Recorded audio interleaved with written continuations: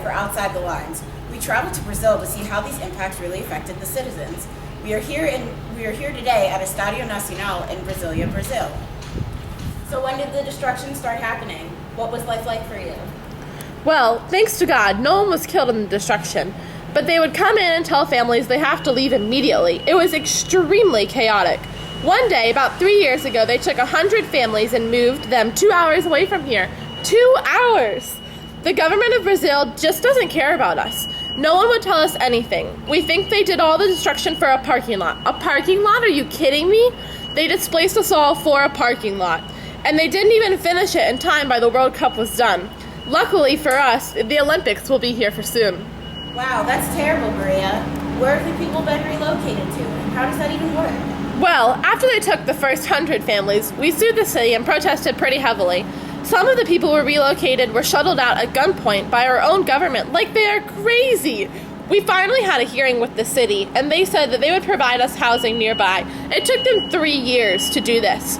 3 whole years of families being displaced and having nowhere to go. But thanks to God, we were finally given this public housing. However, it should be called cardboard housing. The walls are so brittle that if you try to hang something up, it just falls down and leaves a giant hole in the wall.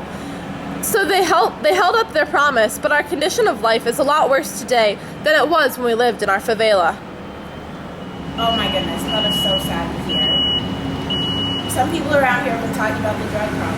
Can you tell me more about that? Oh yes, this is another of many problems. Once the government started knocking down houses, we were infested with rats. Big, gross, smelly, ugly rats. I cannot explain how much we liked our lives here before the government took it all away.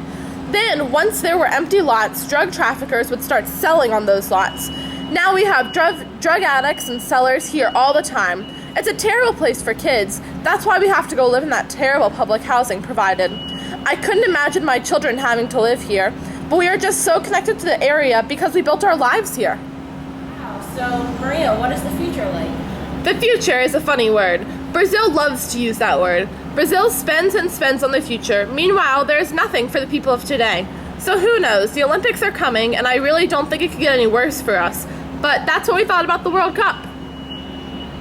Thanks, Maria. Cam here from Outside the Lines. We have heard firsthand what it is like down here. With this destruction of houses and lives in Brazil, we will see what happens with the 2016 Olympics in Rio.